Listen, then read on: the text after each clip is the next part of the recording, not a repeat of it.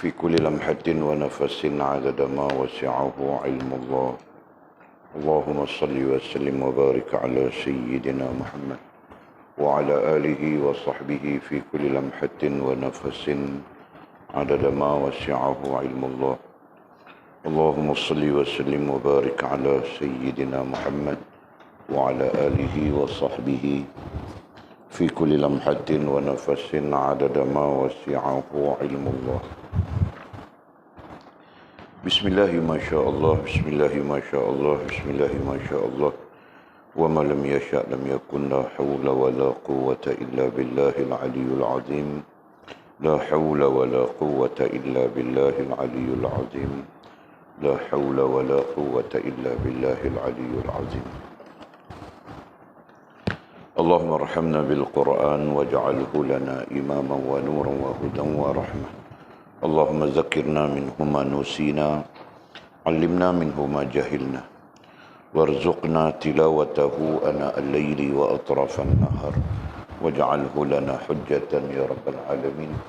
اللهم افتح لنا فتوح العارفين وارزقنا فهم النبيين، واجعلنا من عبادك الصالحين والمتقين يا رب العالمين.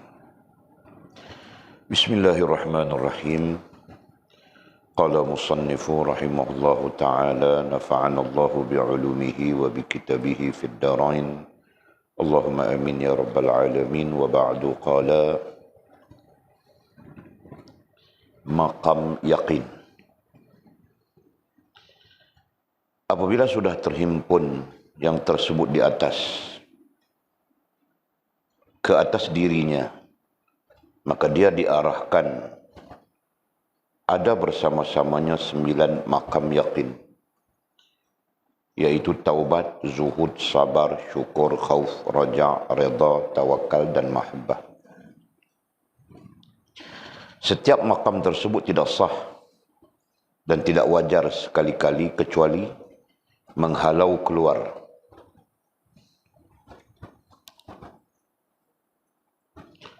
meninggalkan tadbir dan ikhtiar bersama-sama dengan Allah Subhanahu wa taala.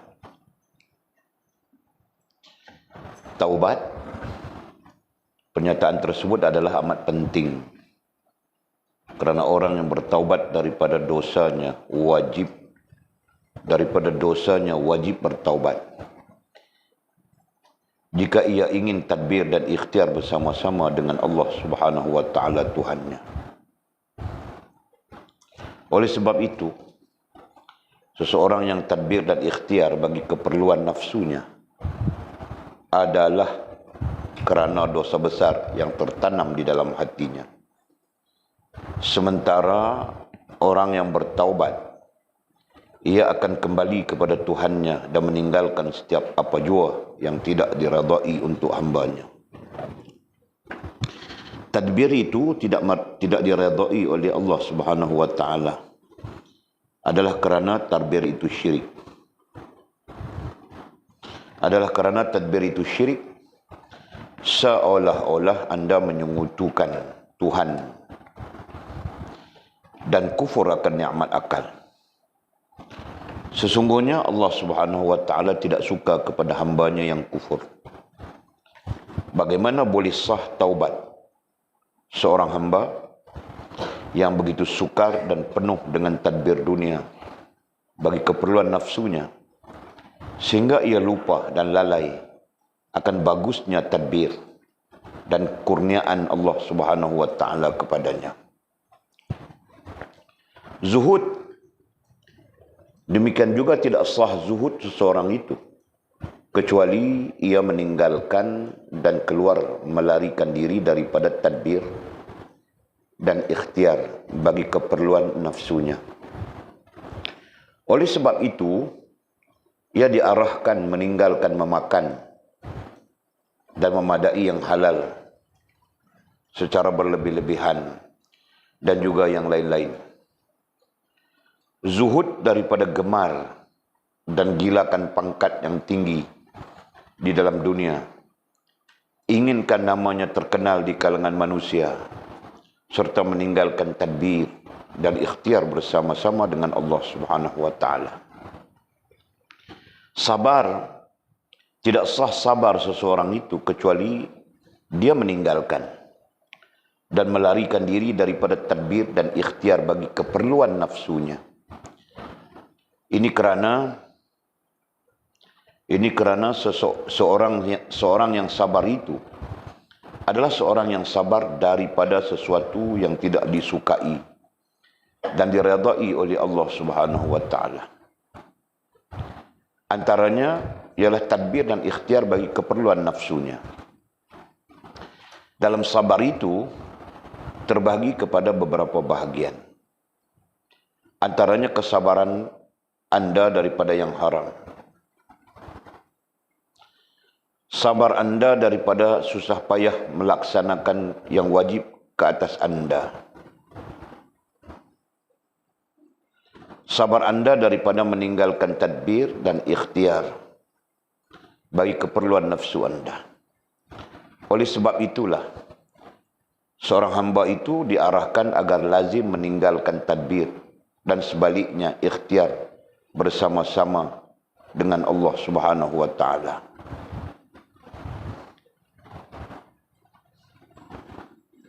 Dan kemudian kata musannif syukur. Okey.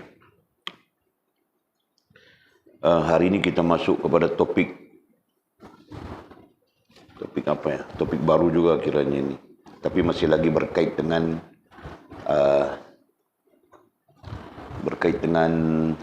redha kepada agama, redha kepada Allah, redha kepada agama dan redha kepada Nabi, baginda Nabi Muhammad sallallahu alaihi wasallam ya. Nah, artinya topik maqam yaqin ini terkait rapat dengan topik yang kita bincangkan pada hari yang lalu lah. Ya, terkait rapat dengan topik redha kepada Allah, redha kepada agama, redha kepada baginda Nabi sallallahu alaihi wasallam sebagai nabi. Nah, itu. Okey, jadi kata musannif rahimahullah taala maqam yaqin. Jadi ditopikkan oleh musannif sebagai maqam yaqin. 9 sifat. Sedangkan dalam perbincangan kita ya, yang lepas 9 sifat ini disebut dengan 9 sifat rohaniyah mukmin ya. 9 sifat rohaniyah mukmin. Itu istilah yang kita guna pakai ya. Kalau kita tengok perbezaannya apa. Istilah yang kita guna pakai adalah istilah yang digunakan pakai oleh para ulama juga. Ya. 9 sifat rohaniyah mukmin. Nah, itu yang telah kita pakai.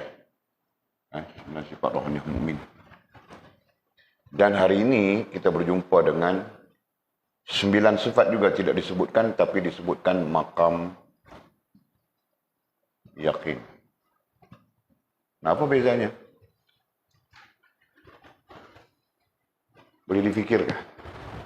Ya. Sifat tidak ada beza, sama saja. Nah, pada walid tidak ada beza. Rohaniyah, penghujungnya adalah hati.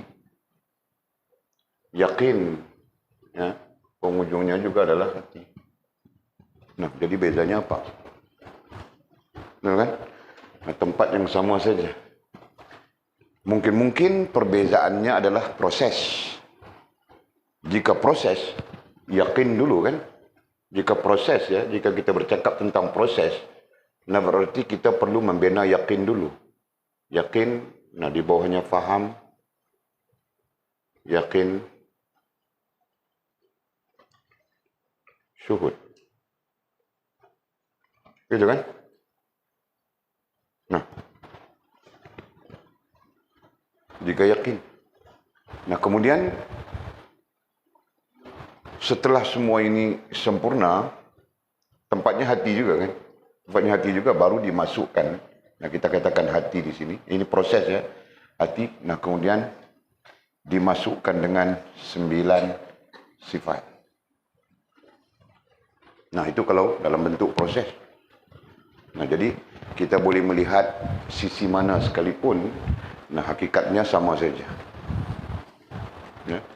Maqam yakin, nah itulah maqam yakin. Maqam yakin adalah yakin yang betul. Maqam yakin adalah yakin yang benar. Maqam yakin adalah tahap-tahap keyakinan pun juga disebut sebagai maqam yakin. Ya. Tapi tempat untuk diletakkan yakin adalah hati, tetap. Ya. Hati ataupun disebut rasa dan perasaan itu.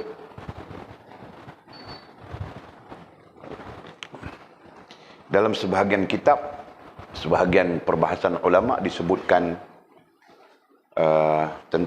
tentang ini ya, disebutkan hukum rasa dan perasaan. Ya. Antara yang menyebutnya ialah siapa? Jalaluddin Ar-Rumi. Jalaluddin Ar-Rumi dalam syair-syairnya itu ya, syair Al-Quran. Ya, dia menafsirkan Al-Quran dengan syair. Nah, itu Jalaluddin Ar-Rumi. Nah, dia memaknakan 9 sifat rohaniah ataupun kita berjumpa dengan Ibnu Athaillah sebagai maqam yakin. Nah, beliau mengatakan apa ya? Isi, ya. Beliau mengatakan 9 sifat itu adalah isi bagi rohaniahmu atau isi bagi hatimu. Kan?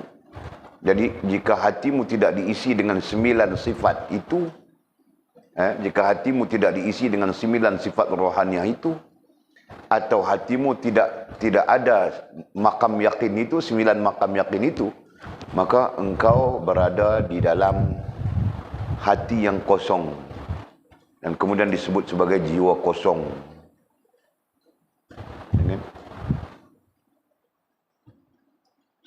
Jadi itulah ya, kita berbincang sekitar apa itu maqam yakin. Nah, sekurang-kurang kita berjumpa sudah. Maqam yakin itu adalah keadaan hati, gitu kan? Nah, kalau jika keadaan hati sama saja dengan 9 sifat rohaniah yang kita sebutkan. Karena hati kita pada dasarnya kosong, kemudian perlu diisi. Nah, isinya itu adalah 9 sifat rohaniah. Ya, betul kan? Nah, apabila 9 sifat rohaniah itu berada di dalam hati kita, maka yang lain nantinya datang tidak akan tidak akan mempengaruhi rasa dan perasaan kita. Tetapi sekiranya tidak ada 9 sifat itu di dalam hati kita, atau tidak ada maqam yakin itu. Nah, sekarang kita jumpa istilahnya maqam yakin di dalam hati kita. Nah, hati kita mudah saja dipengaruhi. Paham gak sila? Ya. Sebab Walid tanya itu kerana Walid nampak sudah kau mula termenung saja. Time mengaji kau mula nanti kepala kau melayang. Kau bukan fairy tale kan? Kau tidak jadi fairy tale kan? Okey. Apabila sudah terhimpun, ni kata musannif, apabila sudah terhimpun yang tersebut di atas. Nah, terhimpun yang tersebut di atas ai redha kepada Allah, redha kepada agama, redha kepada Nabi sallallahu alaihi wasallam. Nah, itu di atas. Nah, itu termasuk isim isyarah, ada faktanya. Apabila sudah terhimpun yang tersebut di atas, yang tersebut di atas, ai 3 perkara itu ya. Ke atas dirinya, ke atas ai pada dirinya. Nah, perkataan ke atas tidak sesuai. Sekarang tidak sesuai. Nah, itu dulu. Pada dirinya, nah terhimpun sudah 3 perkara itu pada diri kita. Terhimpun sudah 3 perkara itu pada diri Mizi. Redha Allah sebagai Tuhannya. Redha agama Islam sebagai agamanya. Redha baginda Nabi Muhammad sallallahu alaihi wasallam sebagai nabinya. Nah, ada pada Mizi. Ya, nah itu contoh so disebut nama Mizi. Ada pada Fas. Ada pada semua orang kita misalnya. Maka dia diarahkan, ai disuruh, diperintahkan. Maka dia diarahkan, ai disuruh, diperintahkan, ada bersama-samanya 9 makam yakin itu. Nah, ini berarti setelah kau terima sudah Allah sebagai agama, Allah sebagai Tuhan, Islam sebagai agama, redha sudah baginda Nabi SAW sebagai Nabi ikutan. Nah, kita diarahkan, kita disuruh ya supaya ada bersama-sama kita 9 makam yakin itu. Ada bersama-sama kita. Nah, jadi ketika diperintahkan ada bersama, kau memasukkan di mana? Kau meletakkan di mana? Nah, itu persoalannya kan. Nah, jadi tempat letaknya adalah rohaniyahmu. Tempat letaknya adalah hatimu. Nah, kalau demikian, seperti mana yang kita bincang tadi, tajuk kita, dasar kita yang berbeza, sama sudah. Ya kan? Okey. Jadi katanya ulid ulangnya, apabila sudah terhimpun yang tersebut di atas ai, 3 perkara sebut sudah tadi, ke atas ai pada dirinya, maka dia diarahkan ai, disuruh, diperintahkan ada bersama-samanya, ada ai apa? Kalau kitab lain sebut berhimpun, terhimpun, dihimpunkan. Ya, ada yang menyebut begitu. Ya, ada ai terhimpun, berhimpun bersama-samanya 9 makam yakin itu. Nah, berhimpun bersama-samanya. Nah, disitulah di hati, di rohaniah kita atau di hati kita. Nah, begitu.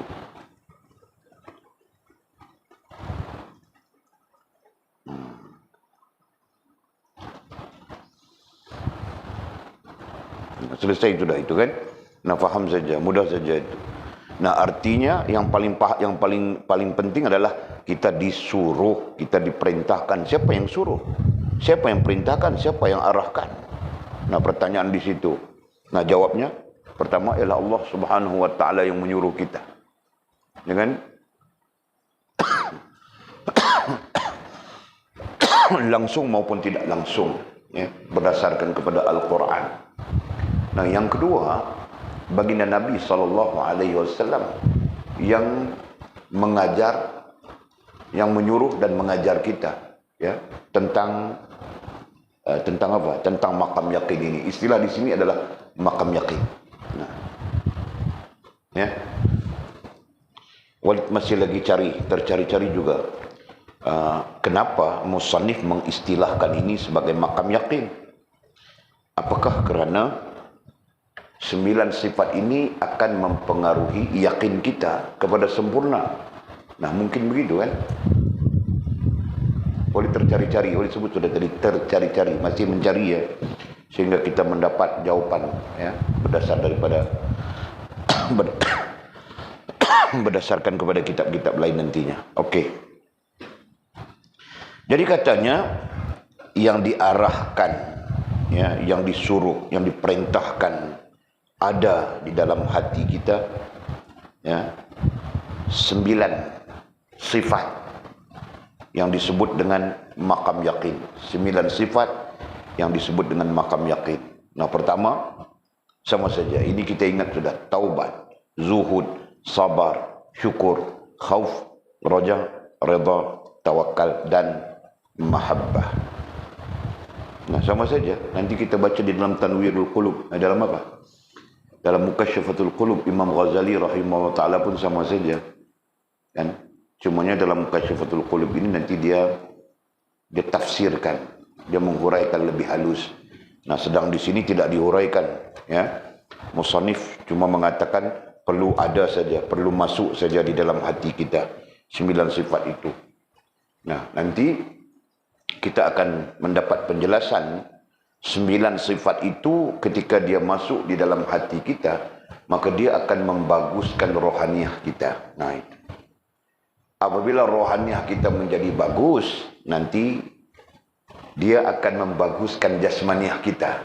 Gitu kan?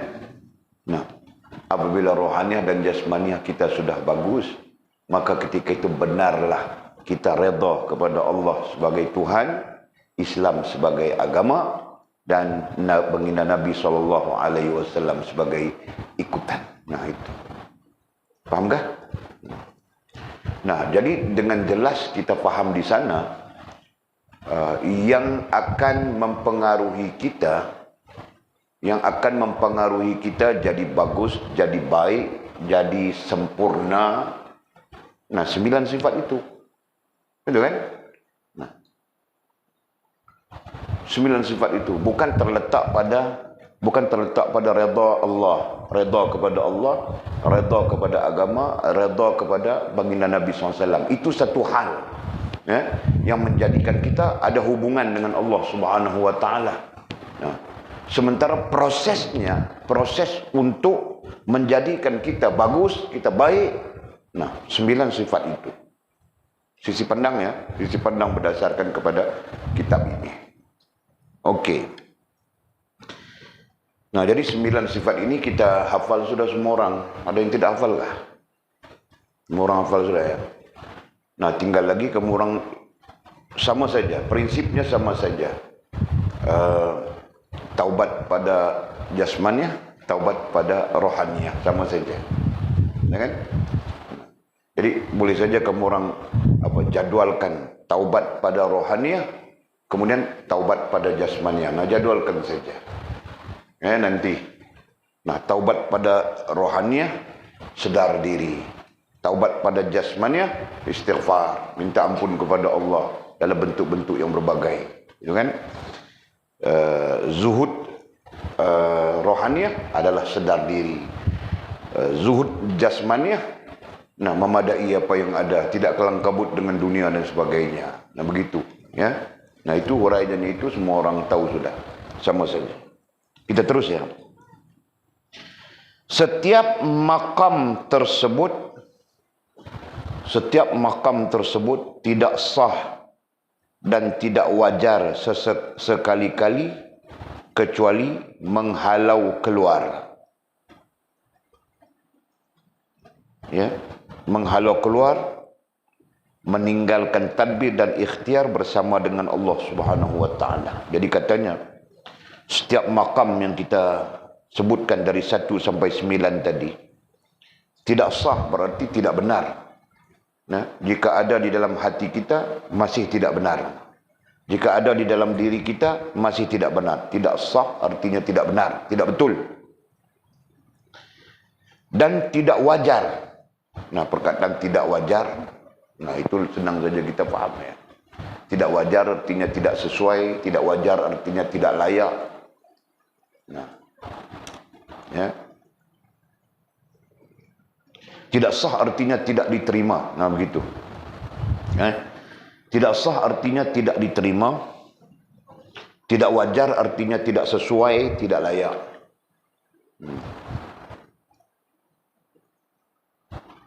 Nah, jadi artinya ke-9 sifat itu tidak sah artinya tidak benar berada di dalam hati kita, dan tidak wajar tidak layak berada di dalam hati kita, kecuali menghalau keluar. Nah, kecuali kita membuang. Menghalau keluar membuang. Menghalau keluar membuang. Membuang ya, kita buang. Apa yang kita buang? Nah, kita buang lawannya kan. Melainkan kita menghalau keluar. Menghalau keluar, apa yang kita halau keluar? Yang kita halau keluar itu lawannya kepada sifat yang kita sebut di sini makam yakin itu tadi. Nah, tidak sedar diri secara umumnya adalah kita menghalau keluar, membuang sifat tidak sedar diri. Nah, sifat tidak sedar diri itu induknya, di bawahnya itu sombong, angkuh, takabur. Nah, seluruh sifat mazmumah berada di bawah tidak sedar diri itu, betul, ya kan? Itu secara rohaniahnya. Nah, kita perlu menghalau keluar, membuang keluar, menghalau, membuang sifat tidak sedar diri kita. Nah, itu secara rohaniah. Nah, jika secara jasmaniahnya, nah kita perlu membuang sombong kita kan. Perlu membuang tamak kita, karena tamak itulah kita jadi tidak zuhud. perlu membuang sabar. Nah, tidak sabar kita perlu buang. Nah, dan demikian juga yang lain-lain. Nah, lawannya itu perlu dibuang. Jelas ya? Nah, ini sifat-sifat rohaniah. Kalau sifat-sifat jasmaniah, buang masa perlu dibuang. Kan? Makan yang berlebihan perlu dibuang.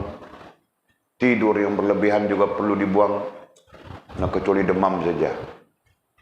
Nah, rantau demam, dia boleh tidur lebih. Jul pun demam juga kan? Nah, boleh tidur lebih Jul. Kan? Nah, jadi kita baca semula. Setiap maqam tersebut, bacaannya maqamnya bukan K. Ini yang menulis ini pun yang apa? Yang mengalih bahasa ni pun dia pun, nah mungkin dia tidak mengaji spesifik, tidak belajar spesifik bahasa Melayu, ya kan? Nah, karena itu komanya, titiknya berserabut saja, kan? Ayatnya pun canggung-canggung semuanya. Okey. Jadi tulis ya, kita betulkan hurufnya adalah dalam keadaan kita pakai huruf Q, Q, maqam. Kalau kita pakai KH jadi maham. Jadi salah itu. Nah, kita pakai huruf Q, maqam. Okay. Setiap maqam tersebut tidak sah, tidak betul, tidak benar. Dan tidak wajar, tidak sesuai.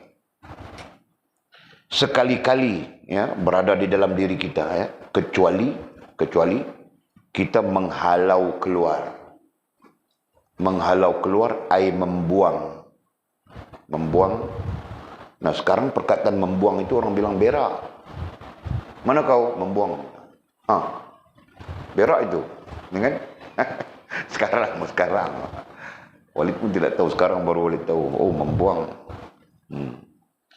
Jadi membuang di situ artinya mengeluarkan daripada hati kita ya sifat-sifat yang berlawanan dengan sifat maqam yakin itu.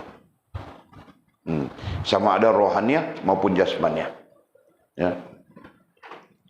Kemudian koma di situ ya, menghalau keluar koma di situ. Dia tidak ada koma, kita yang komakan. Nah, seterusnya meninggalkan tadbir. Yang kedua, kita katakan yang pertama menghalau keluar. Yang kedua, meninggalkan tadbir. Meninggalkan tadbir dan ikhtiar. Nah, kita lagi sekali kita bercakap tentang meninggalkan tadbir dan ikhtiar. Nah, isu tadbir dan ikhtiar adalah isu rasa dan perasaan. Nah, boleh ulang lagi. Ya. Isu tadbir dan ikhtiar di sini adalah isu rasa dan perasaan. Nah, artinya kita meninggalkan rasa dan perasaan ya, bahwa kita mampu berdaya mengurus tadbir diri kita sendiri. Nah, itu. Ya. Kita meninggalkan rasa perasaan bahwa kita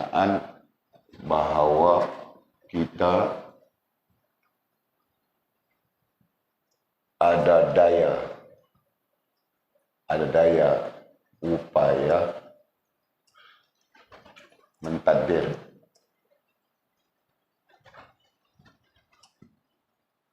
mentadbir, mengurus ya, mengurus dan apa? Ikhtiar,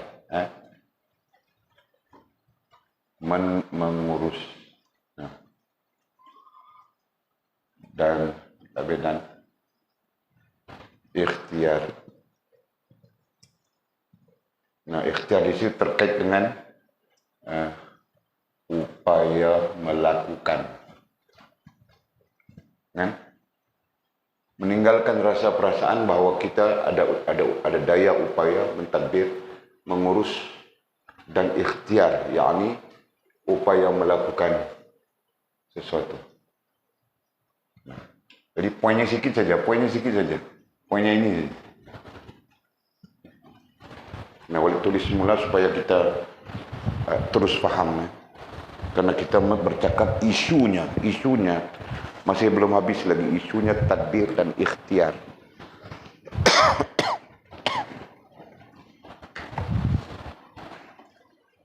Jadi yang kita perlu tinggalkan adalah rasa perasaan itu.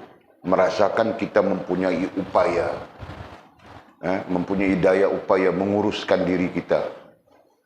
Dan mempunyai daya upaya untuk ikhtiar. Dan memberi bekas kepada ikhtiar kita. Nah, itu yang perlu kita tinggalkan.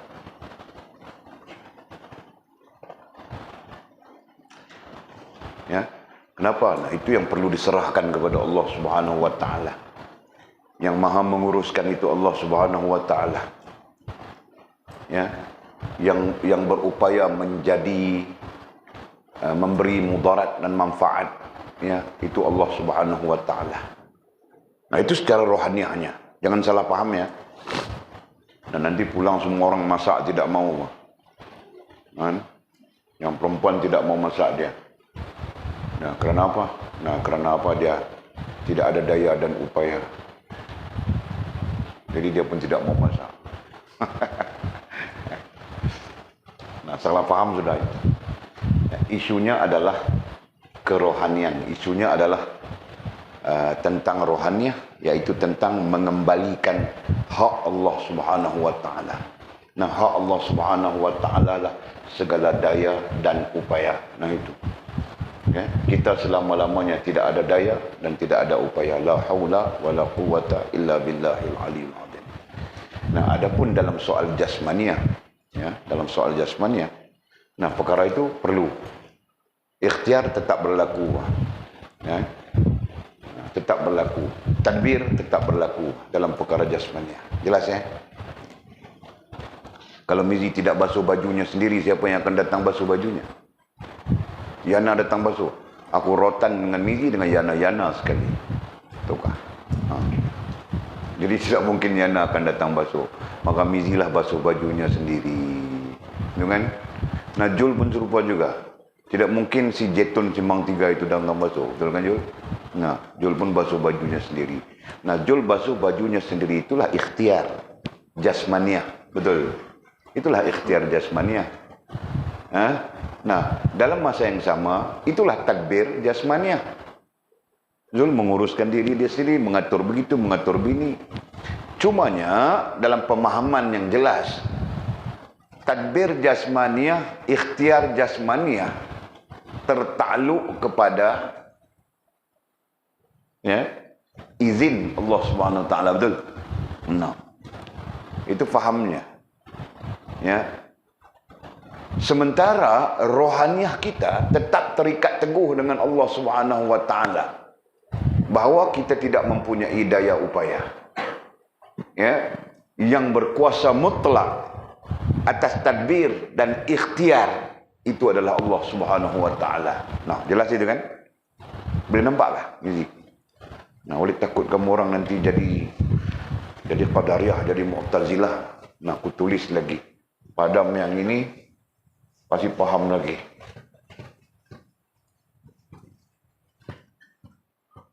Buat jadualnya. Okey. Rohaniah kita. Ya, rohaniah kita apa ya? Bila kita menyebut rohaniah berarti rasa dan perasaannya. Nah, berpegang dengan daya upaya mentadbir, tadbir lah, kita pakai kata ringkas ya, tadbir, ikhtiar,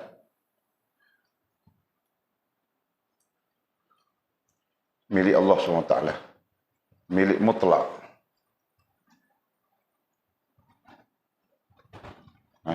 Milik mutlak Allah SWT. Nah, itu rohaniah kita, keadaan rohaniah.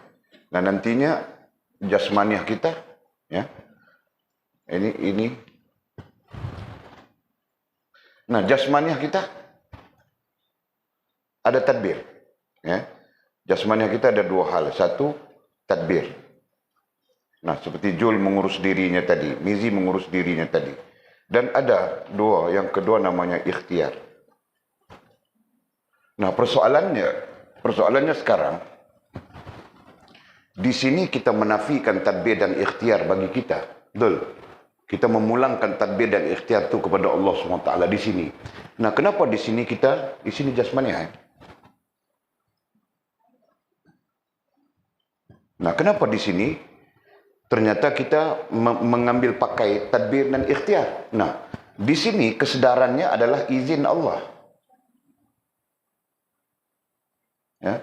Ketika kita memakai tadbir dan ikhtiar secara jasmaniah, kesadaran di situ, sedar diri di situ adalah tadbir adalah izin Allah, ikhtiar adalah izin Allah Subhanahu wa taala. Paham enggak? Nah. Jadi pastikan begitu. Bolehkah kona-kona sana, kona-kona sini, bolehkah? Wah, begini.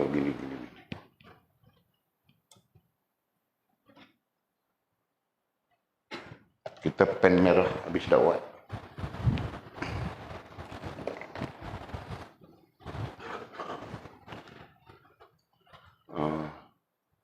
Kita di sini, kemudian dari sini ke sini, nah, begitu. Sini, nah, kemudian begitu. Oke. Nah, ini struktur saja. Kita buat sendiri, kasih cantik, kasih elok. Ada orang dia buat warna-warni.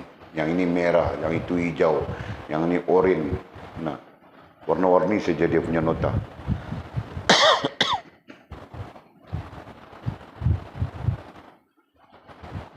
Nah, boleh faham tak begitu? Rohaniah tetap, kerana rohaniah adalah akidah. Ya, rohaniah pada satu sisi adalah akidah, dia bersifat tetap. Artinya tetap berpegang Allah yang berkuasa. Seluruh daya upaya milik mutlak Allah Subhanahu wa taala. Nah, itu pegangan. Ya, sifatnya begitu.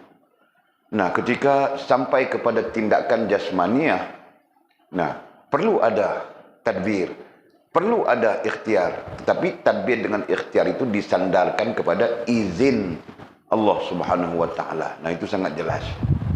Nah, selama mana kita berkeadaan begitu, nah, kita akan selamat. Kita akan selamat daripada pengaruh-pengaruh samudera dunia. Nah, kita belajar sudah istilahnya kan, samudera lah, itulah, inilah. Paham sila? Oke. Jadi katanya, setiap makam tersebut tidak sah dan tidak wajar sekali-kali kecuali menghalau keluar, berarti membuang apa yang kita buang, lawan daripada sifat makam yang kita sebutkan tadi, yang kita buang itu. Dan meninggalkan tadbir dan ikhtiar. Nah, yang kita perlu tinggalkan adalah rasa dan perasaan. Kita sebut sudah di sana ya. Meninggalkan rasa dan perasaan. Nah, itu yang kita perlu tinggalkan. Ya, kita perlu meninggalkan rasa, kita punya daya, kita punya upaya yang sempurna. Ya, yang boleh memberi bekas. Yang boleh mendatangkan mudarat dan manfaat. Yang boleh membawa kebaikan kepada diri kita. Nah, rasa-rasa itu perlu dibuang. Tidak boleh ada. Ya, buang ke mana? Nah, pulangkan balik kepada Allah Subhanahu wa taala. Jangan ada di dalam hati kita, nanti kita jadi sombong. Kita jadi takbur, ya. Apabila kita merasakan kita mempunyai upaya melakukan sesuatu, nah, maka ketika itu kita menafikan Allah SWT sudah. Hari ini manusia menafikan Allah Subhanahu wa taala. Seperti Allah Subhanahu wa taala, ya, tidak tahu, tidak pandai, tidak ada kena mengena dengan kehidupan. Tahu tak? Nah, itu puncanya kenapa manusia menjadi liberal dalam hal bertuhan. Ya kan? Tidak percaya, tidak yakin dan sebagainya itu. Karena mereka melihat diri mereka yang bekerja. Nah, kenapa Tuhan yang memberi rezeki? Sudah tentulah diri mereka sendiri yang mendatangkan rezeki, kau yang bekerja kan? Mereka melihat dari sudut itu. Nah, Masya Allah. Oke. Katanya, meninggalkan tadbir dan ikhtiar bersama-sama dengan Allah Subhanahu Wa Taala.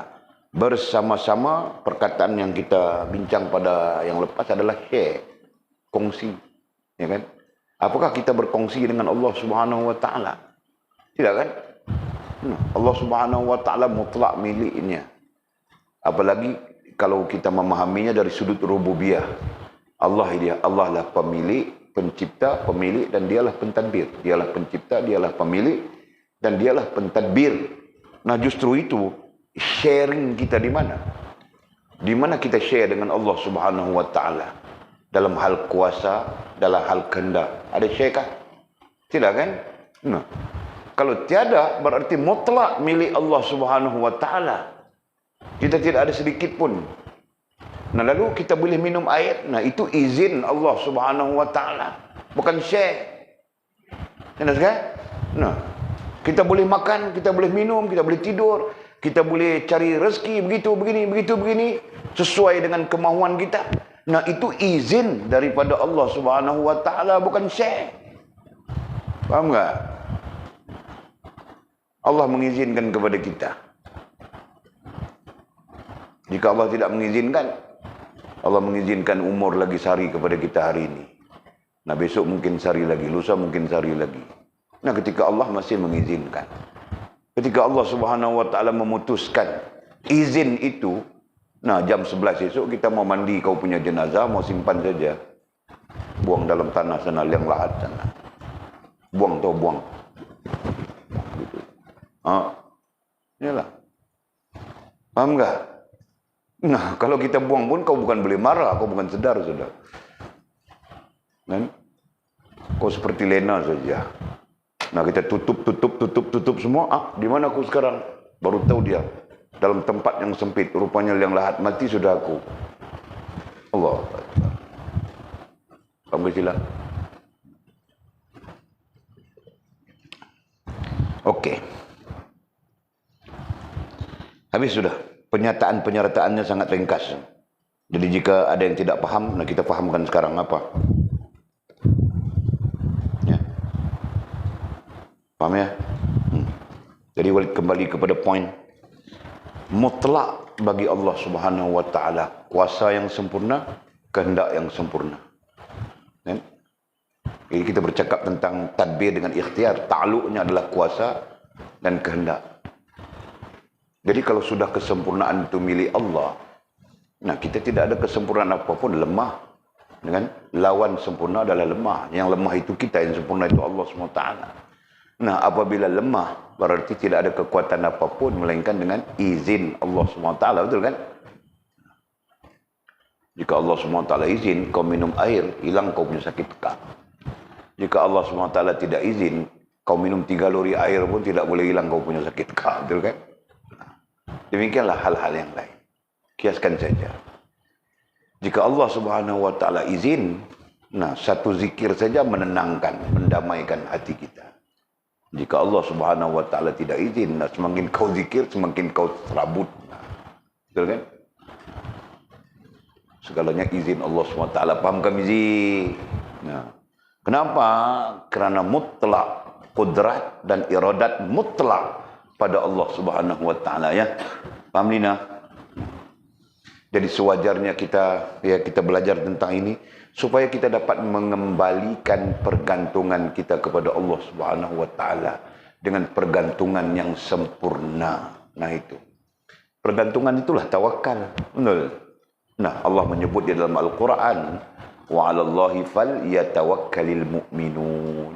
Orang-orang yang beriman hanya bertawakal kepada Allah. Orang-orang beriman bertawakal 100% kepada Allah Subhanahu Wa Taala. Nah, itu maknanya. Kan? Nah, jadi kita perlu kembali mengembalikan diri kita kepada posisi tawakal yang sempurna. Posisi tawakal yang 100% itu. Paham tak? Itu tujuannya. Tidak mungkin kita dapat kembali kepada posisi yang sempurna yang kita sebutkan tadi, melainkan kita perlu menghalau keluar. Itu istilah di sini ya. Membuang sifat-sifat lawan bagi 9 sifat maqam yakin itu. Ataupun yang telah kita istilahkan 9 sifat rohaniah. Sifat lawannya kita perlu halau keluar. Jangan kau ada di dalam hatiku. Nah begitu. Kan? Dan kita perlu meninggalkan rasa perasaan bahwa kita mempunyai upaya ya untuk mengurus diri kita sendiri ataupun mempunyai upaya untuk ikhtiar dan mendatangkan hasilnya. Nah, perlu meninggalkan itu. Jelas ya, faktanya sangat jelas itu. Nah, meninggalkan untuk apa? Meninggalkan, menghalau keluar, untuk apa? Supaya kita boleh kembali kepada kebergantungan mutlak dengan Allah Subhanahu wa taala. Nah, itu. Jadi dhabitkan perkataan-perkataan tadi kamu orang tidak jumpa di kitab itu. Nah, jadi kau dhabitkan saja untuk apa? Perlu menghalau, perlu meninggalkan. Nah, supaya kita dapat kembali kepada kebergantungan, istilahnya adalah kebergantungan yang sempurna dengan Allah Subhanahu wa taala.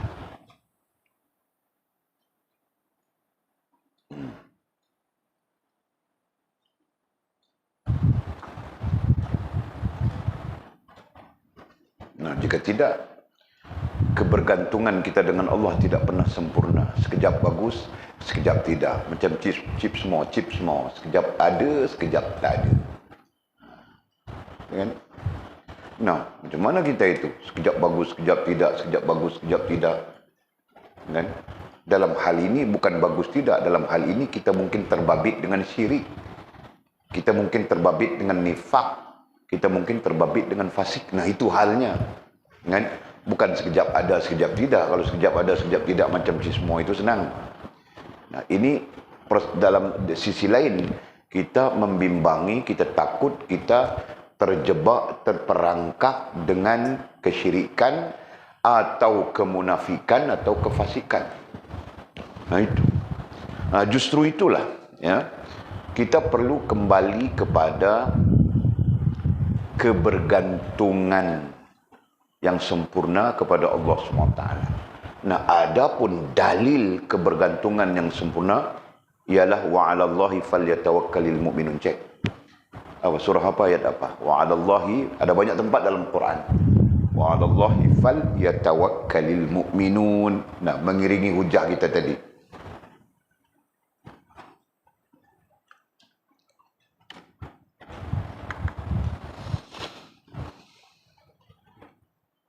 Sesungguhnya orang-orang yang beriman hanya bertawakal kepada Allah SWT. Perkataan hanya bertawakal kepada Allah ditafsirkan dengan makna bergantung mutlak kepada Allah SWT.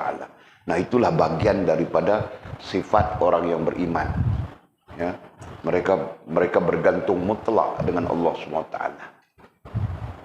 Jelas Mizi? Nah, surah apa ayat Bapak? Surah At-Taghabun ayat 13. Nah, dhabit itu sebagai dalil ya.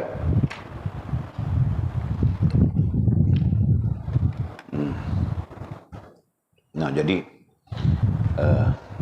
dari sudut keberatan ya, betapa pentingnya kebergantungan dengan Allah Subhanahu wa taala. Kemarinkah kita baca di kitab mana? Mukasyafatul Qulub kah? Jika betul yakin kita dengan Allah Subhanahu wa taala, ya, kita boleh berjalan di atas air.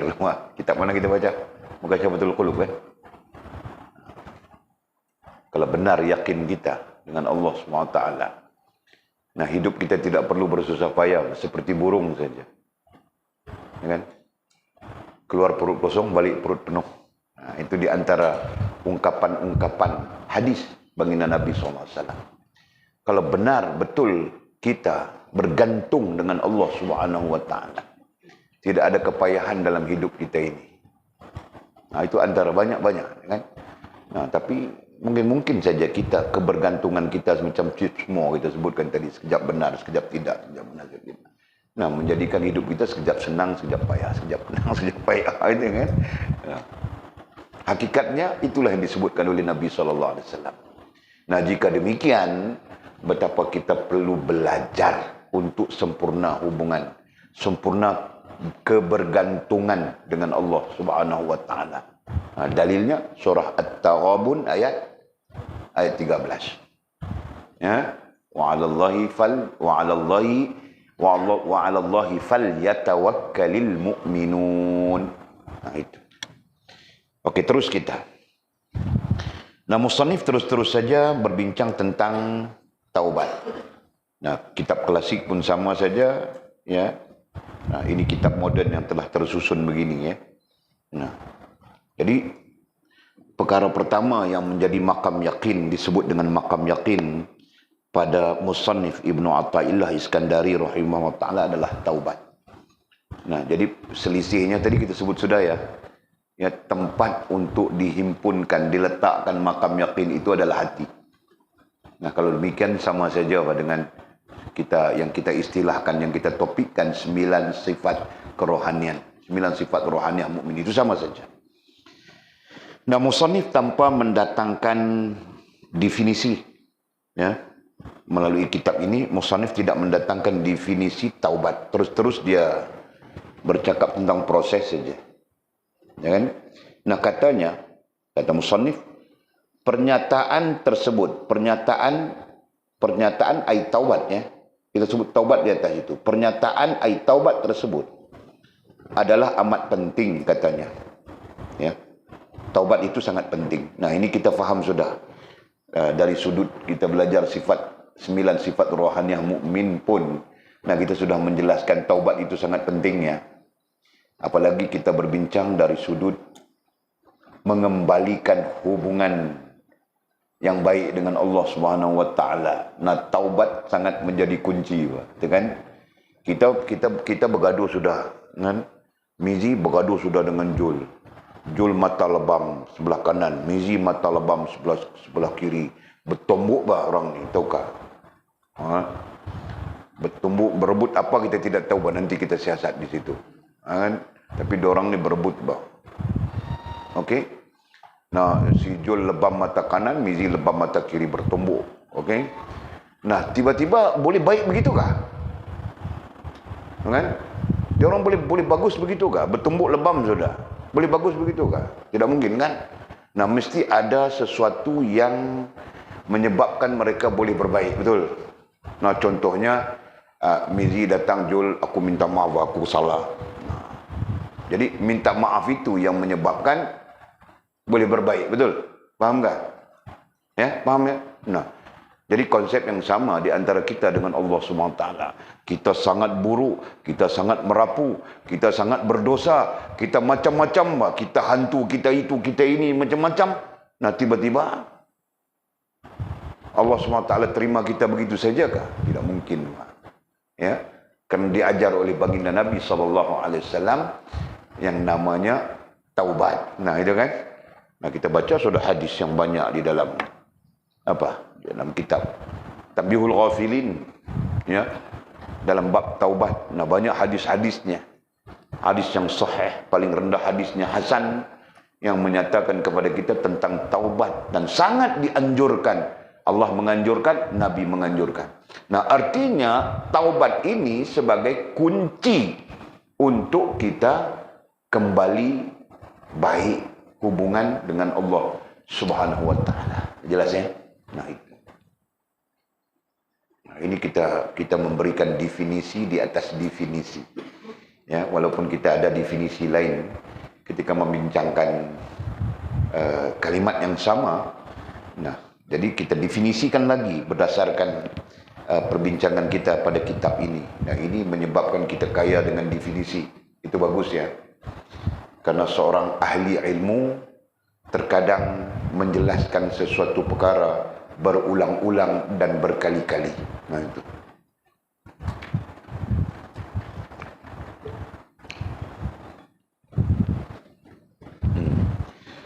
Jadi pernyataan tersebut adalah amat penting. Nah, kenapa penting? Nah, kita sebut sudah tadi. Pernyataan tersebut, pernyataannya adalah taubat.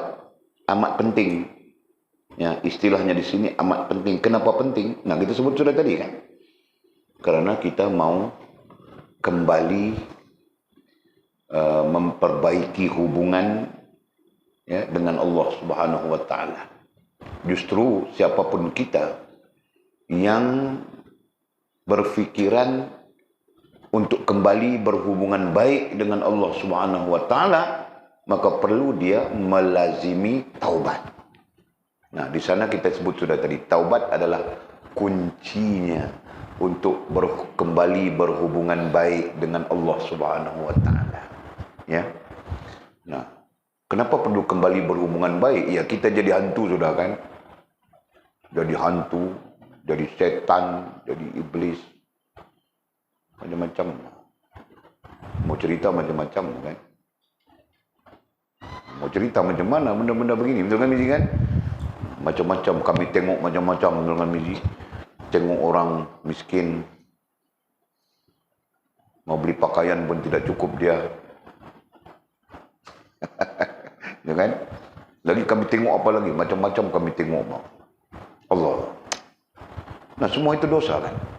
Nah, dosa menyebabkan kemurkaan Allah.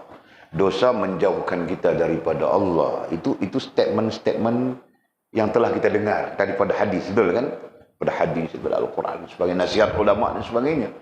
Nah, dosa menjauhkan kita daripada Allah. Dosa menyebabkan kemurkaan Allah SWT. Dosa mendekatkan kita dengan azab. Nah, ini semua istilah-istilahnya. Nah, kalau sudah demikian, macam mana kita mau kembali berhubungan baik dengan Allah SWT kalau kita tidak bertaubat?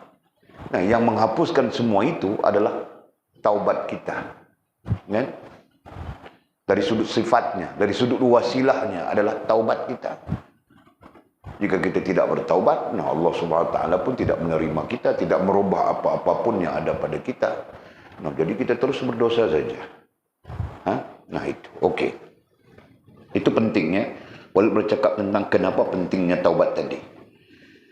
Nah, kerana orang yang bertaubat daripada dosanya, kerana orang yang bertaubat, ayat ini salah sebenarnya. Kerana orang yang bertaubat daripada dosanya wajib bertaubat. Betulkah dalam teks klasik?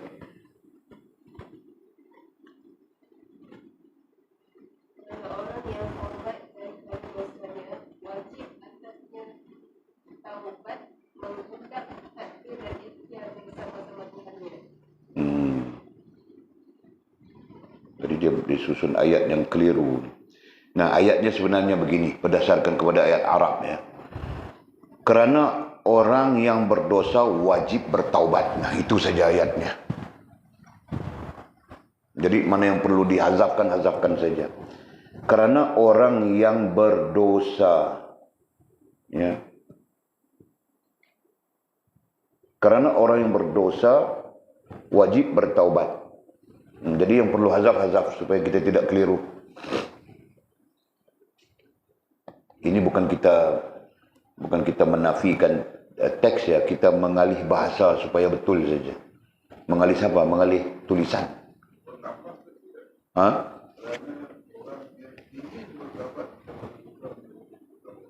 Kalau tambah perkataan ingin, dia ada di bawah tu. Perkataan ingin dah ada dia. Jika ingin tadbir dan ikhtiar bersama-sama dengan Allah SWT, dia dah ada. Sebab itu ayat ni jadi canggung. Susunan ayat, susunan tu tak betul. Dia penyusun ni, dia cuba nak nyusun secara moden ayat tu. Kan? Padahal ayat ini datang dalam spek yang klasik. Dia jadi celau lah. Apalagi dia nak menggunakan kedaerahan Terengganu. Kan? Sebab penyusun ni orang Terengganu. Kelantan kan Terengganu? Abdul Ghani ni orang Kelantan kan Terengganu? Bukan, ni Amdan Hamid. Orang Kelantan. Abdul Ghani yang Terengganu, yang susun Tuhfatul Raghibin. Okey, tak apa, kita pakai macam tu. Kerana orang yang berdosa wajib bertaubat. Kan? Jika inginkan tarbiyah dan ikhtiar bersama-sama dengan Allah Subhanahu wa taala Tuhannya. Kan? Hanya di sini perkataan keluar lagi perkataan tadbir dan ikhtiar. Macam mana kita nak susun?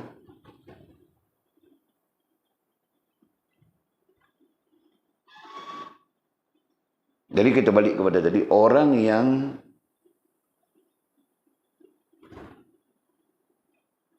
cuba baca balik teks klasik tadi.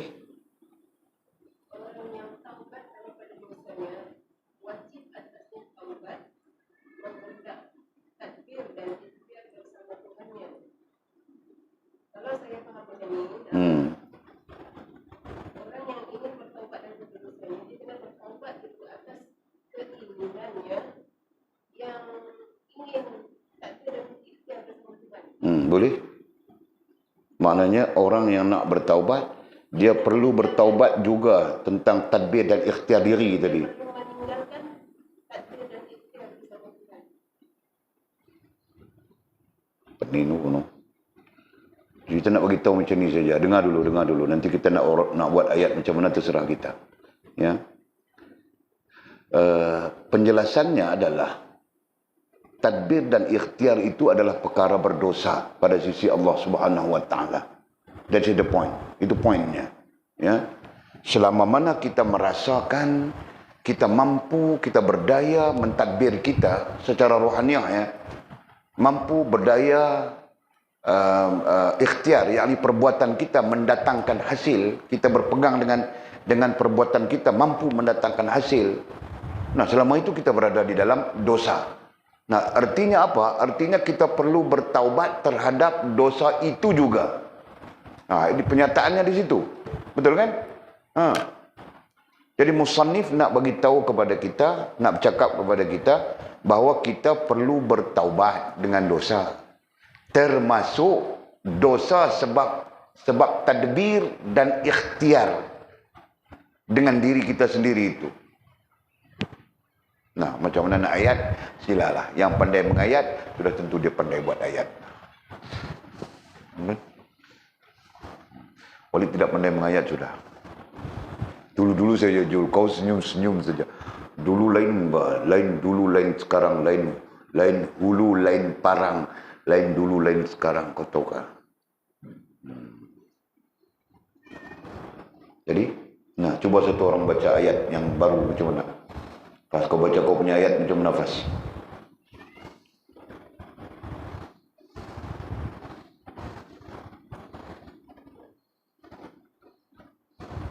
Jadi kalau Walid, ringkasnya begini saja. Orang yang berdosa wajib bertaubat, termasuk tadbir dan ikhtiar bersama-sama dengan Allah SWT.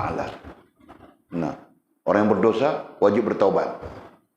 Nah, taubat itu termasuk tadbir dan ikhtiar bersama-sama dengan Allah SWT. Nah, kerana bersama-sama itu share. Tidak pernah share kita dengan Allah SWT. Milik mutlak Allah SWT. Nah, jadi buang itu saja yang macam-macam itu. Jika ingin tadbir dan ikhtiar bagai-bagai, kan. Nah, Walid ulang ayat, Walid, kalau boleh pakai.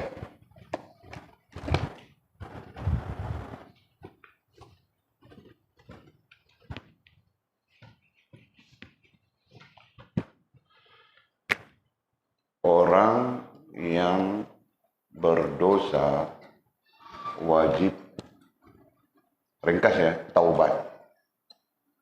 Nah, dia berhenti di situ. Termasuk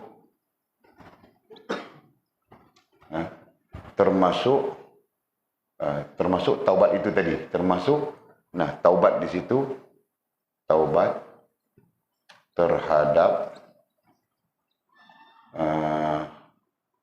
tadbir. Kalau kitab Arab dia ada perkataan nafs, ya. Termasuk taubat terhadap tadbir dan ikhtiar nafs. Ikhtiar sendiri itu, ikhtiar diri sendiri. Self. Diri sendiri itu dipanggil self. Nah. Jadi, Orang yang berdosa, satu dosa wajib dia taubat. Jadi termasuk dia wajib taubat itu termasuk taubat terhadap tadbir dan ikhtiar diri sendiri. Nah, kalau dalam teks Arab dia dipanggil tadbir wal ikhtiar ala nafsi. Ya. Jadi dia perlu bertaubat daripada tadbir dan ikhtiar dirinya sendiri dalam teks Arab. Nah, bolehkah ayat ni?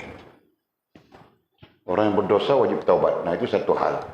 Nah, termasuk ini termasuk yang dia wajib taubat itu adalah terhadap tadbir dan ikhtiar diri sendiri. Nah, cukup.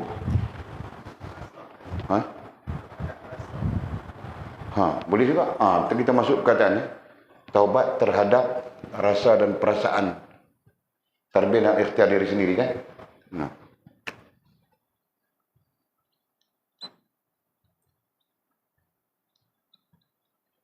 Nah, kita nak lari daripada salah faham.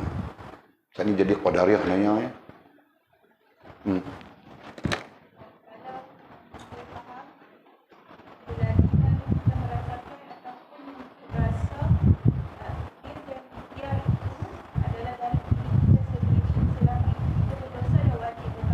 Mau jadi panjang cerita. Kalau macam tu dia jadi satu paragraf. Kalau anda ingat, bolehlah untuk pencerahan boleh. Untuk pencerahan boleh. Tapi untuk teks, macam ni saja. Teks ni datang dengan ringkas saja. Kemudian pencerahan. Yang kita takut, yang kita bimbang, teks tak faham, nak bagi pencerahan macam mana? Itu yang kita tak mau. Dalam pengajian, konsep pengajian kita macam ni, teks itu perlu difahami. Nah, kini kita teks gantinya. Teks gantinya supaya kita mudah faham. Nanti kita mudah mendapat keterangan dan pencerahan. Nah, begitu. Kalau kita nak karang bagi banyak lagi, boleh. Tak ada hal. Buat satu teks lagi, karang lagi. Kan, macam-macam kita boleh bagi pencerahan di situ. Okey, boleh macam tu. Terus ya.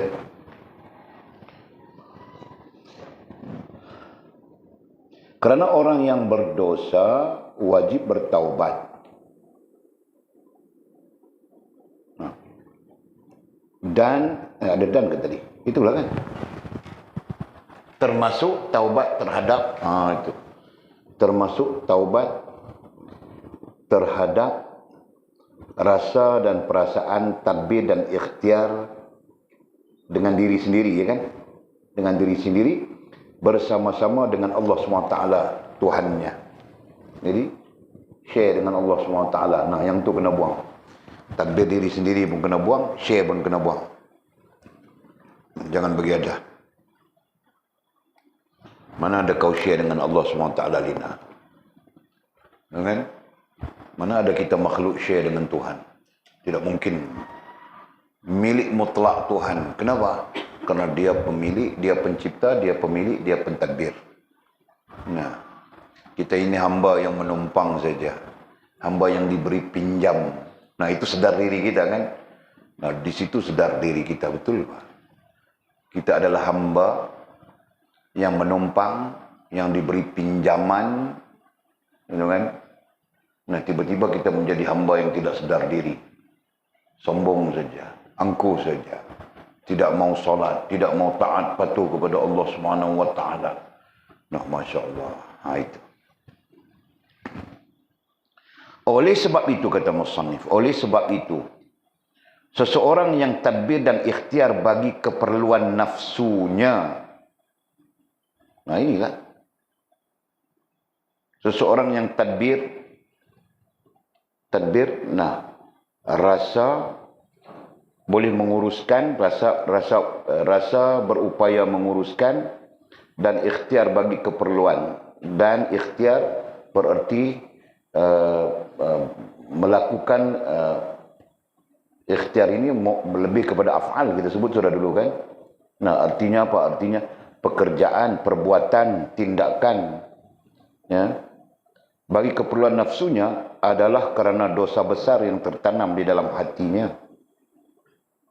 Jadi maksud mudahnya adalah seseorang, tidak kira siapapun, yang yang apa? Yang berpegang dengan tadbir dan ikhtiar dirinya sendiri, ya, bagi keperluan nafsunya itu adalah dirinya sendiri,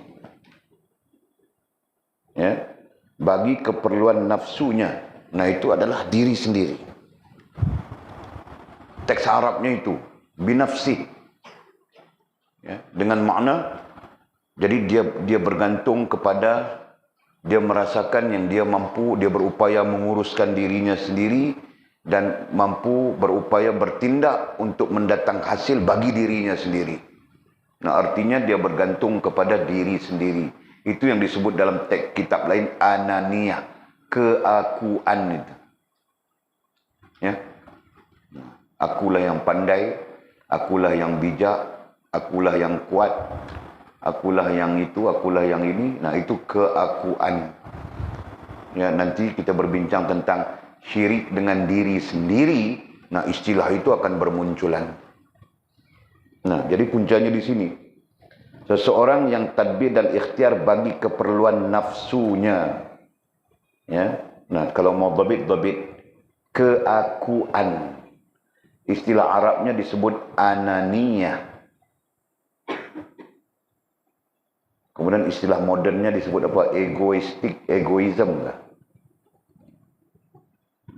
Keakuan. Seseorang yang tadbir ikhtiar bagi keperluan nafsunya, dalam arti kata yang lain, seseorang yang mengikut hawa nafsunya, tadbir, seseorang yang berperasaan dia mampu menguruskan dirinya sendiri, dia mampu mendatangkan rezeki daripada tingkah lakunya, daripada tindakannya, ya. Kenapa? Adalah kerana dosa besar yang tertanam di dalam hatinya. Jadi ayatnya, ya, orang yang merasakan dia, ya, orang tidak bergantung dengan Allah SWT aja kan. Orang yang tidak bergantung tadbir dan ikhtiar kepada Allah Subhanahu wa taala. Nah, sebaliknya bergantung dengan dirinya, dengan nafsunya sendiri. Nah, orang itu sebenarnya dosa besar tertanam di dalam hatinya. Itu maksud. Dalam hatinya ada dosa besar. Nah, apa dosa besar di dalam hatinya? Nah, dosa besarnya itu adalah syirik. Nah, itu. Syiriknya di mana? Syiriknya dia meletakkan ada dua kuasa yang sempurna. Satu pada Allah, satu pada dirinya. Ataupun syiriknya terletak pada dia menafikan Allah Subhanahu wa taala, meletakkan kepada tadbir dan ikhtiarnya sendiri. Nah, itu dosa besar. Nah, sila paham, ini kajian kitab ya. Boleh paham ini ya? Jadi dosa besarnya itu adalah kerana dia mensyirikkan Allah Subhanahu wa taala. Nah, jadi kita mengkaji di mana syiriknya. Oh, rupa-rupanya syiriknya itu ketika dia menolak Allah Subhanahu wa taala sebagai pentadbir mutlak, ya, pengikhtiar mutlak. Nah, ditolak itu. Ataupun dia share, ya, dia menganggap kebersamaan antara tadbir dan ikhtiarnya dengan tadbir dan ikhtiar Allah Subhanahu wa taala. Nah, kedua-duanya syirik. Nah, sebab itulah disabitkan dengan dosa besar di dalam hatinya.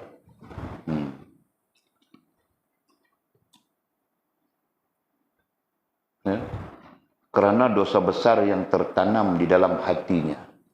Nah, nanti dosa besar itu apa? Babitkan ai syirik saja. Subhanallah. Jelas ya? Boleh jelas ya? Boleh bagi?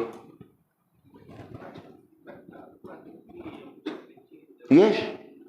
Keakuan itulah yang disabitkan, bertuhankan kepada diri sendiri. Ini kan? Ananiyah dalam bahasa Arab dipanggil ananiyah. Jadi ananiyah itu pada hakikatnya bertuhankan kepada diri sendiri. Nanti kita bercakap tentang bertuhan kepada diri sendiri, bertuhan kepada benda, bertuhan kepada hal dan perkara, kan? Nah, Banyak benda-benda tu dalam kitab teks-teks yang kita kaji ni, kita akan jumpa semua benda-benda tu. Ya.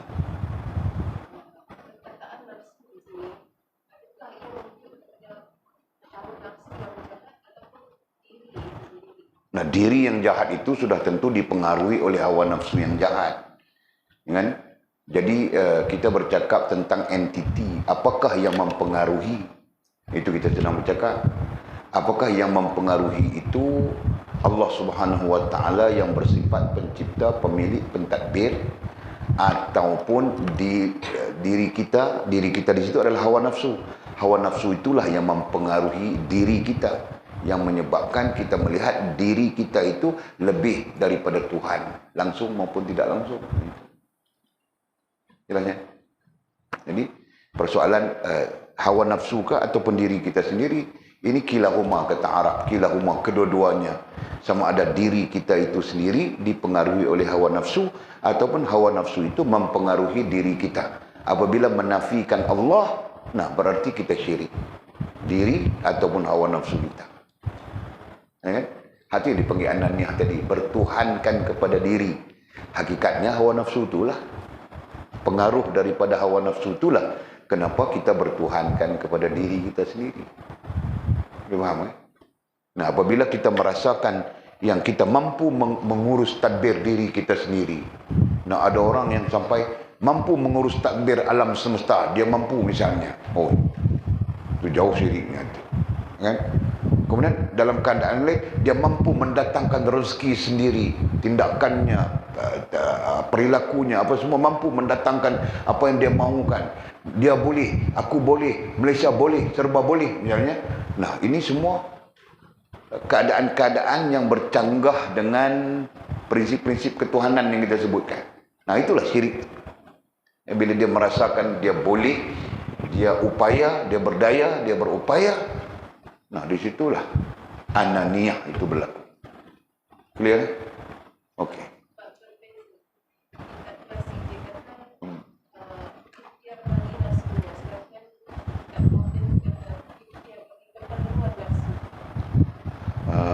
Okey, dia teks klasik kata ikhtiar bagi nafsunya.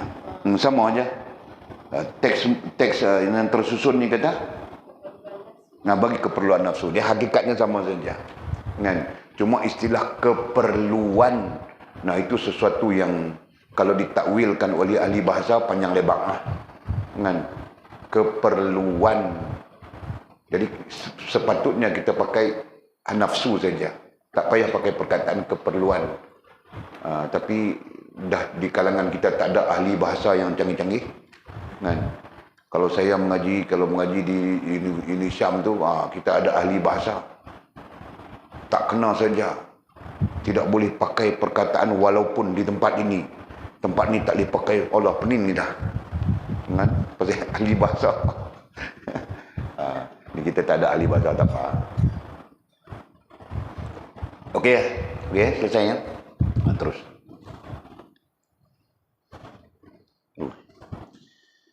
Sementara orang yang bertaubat, ia akan kembali kepada Tuhannya.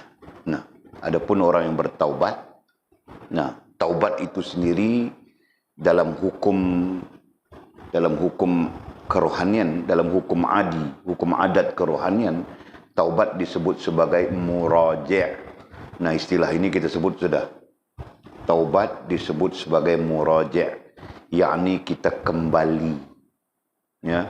Jadi sisi pandang apapun, keadaan apapun, apabila kita bertaubat berarti kita muraja'kan diri kita kepada Allah Subhanahu wa taala. Ya.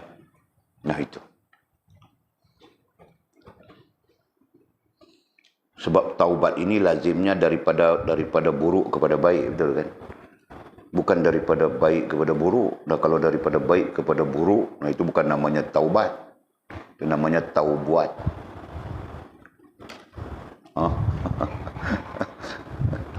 Namanya taubat. Taubat itu bahaya.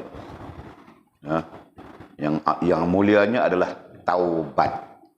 Yakni kita kembali daripada buruk kepada baik. Ya, kembali daripada tidak terikat dengan Allah kepada mengikat diri kita dengan Allah SWT. Kembali daripada tidak berhubungan dengan Allah kepada berhubungan dengan Allah SWT. Nah itu falsafahnya. Okey. Nah jadi sementara orang yang bertaubat ia akan kembali kepada Tuhannya dan meninggalkan apa jua yang tidak diredai untuk hambanya. Nah itu jelas, faktanya itu sangat jelas lah. Ya. Nah kerana itu kita perlu bertaubat dengan makna muraja' yang kita sebutkan tadi, kembali kepada Allah, kembali kepada Allah. Nah di sana dibincangkan oleh para ulama, meskipun setiap hari kita bertaubat, kan? Nah kerana kesalahan kita juga setiap hari, betul kan Jul? Dosa kita juga setiap hari. Nah setiap hari juga kita kembali bertaubat kepada Allah SWT, berarti kita murajakan diri kita kepada Allah SWT.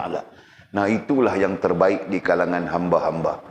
Ya, nanti kita belajar ubudiyah yang terbaik ada beberapa sifatnya. Nah, salah satunya adalah sentiasa muraja' kepada Allah Subhanahu wa taala. Ya. Selalu rujuk saja, selalu minta ampun saja, selalu bertaubat saja. Padahal aku tidak buat apa ini hari, aku duduk dalam bilik saja, bangun tidur, bangun tidur, bangun tidur. Perlu taubat juga kah? Ya, perlu. Kan? Okey. Sementara orang yang bertaubat ia akan kembali. Nah, dhabitkan ia akan kembali ai muraji', supaya istilah itu lazim dengan kita ya. Kepada Tuhannya ai Allah SWT, dan meninggalkan setiap apa jua yang tidak diredai untuk hambanya. Dan meninggalkan apa-apa saja yang Allah SWT tidak redha. Kan? Nah, termasuk yang Allah SWT tidak redha itu apa? Tadbir itu tidak diredai oleh Allah SWT. Nah, sekarang dia jawab di sana. Tadbir. Ya. Rasa dan perasaan kita, rasa dan perasaan berupaya menguruskan diri kita sendiri itu. Tadbir. Nah, rasa dan perasaan itu tidak diredai oleh Allah Subhanahu wa taala kepada kita. Ingat itu. Ya, kenapa? Karena kita mengambil hak Tuhan. Nah, itu sisi prosesnya ya. Kita mengambil hak Tuhan. Mana kita ada upaya tadbir diri kita. Nah, kalau dalilnya kita tidak mampu mengangkat kelopak mata sekalipun kita tidak mampu angkat, melainkan dengan izin Allah Subhanahu wa taala. Nah, kalau demikian di mana tadbirnya kita? Betul kan? Di mana upayanya kita dalam menguruskan diri kita? Tidak ada kan? Allah Subhanahu wa taala. Allah lah yang menguruskan, mengaturkan begitu begini. Ya kan? Nah, itu fakta yang sangat jelas. Okey.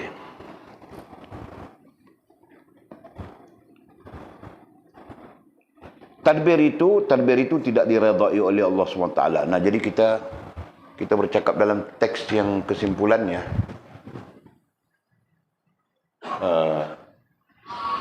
Allah tidak meredai kita meyakini bahawa kitalah pencipta, pemilik, pentadbir. Nah, boleh cakap dalam bahasa ilmu tauhid itu. Ya.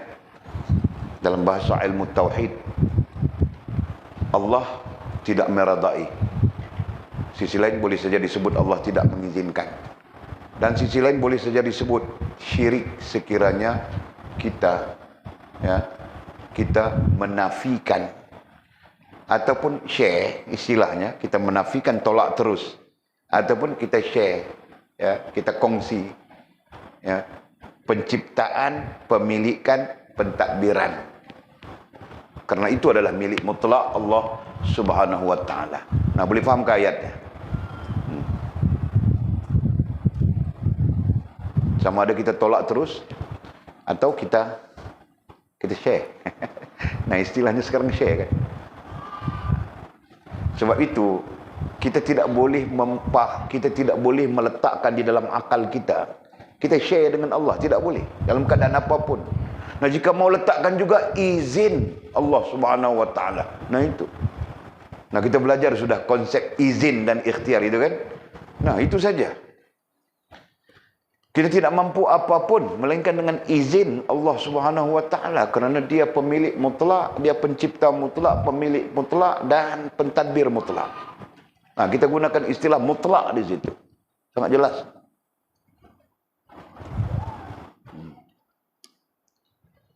Jelas ya? Okey. Kemudian kata musannif, adalah kerana tadbir itu syirik.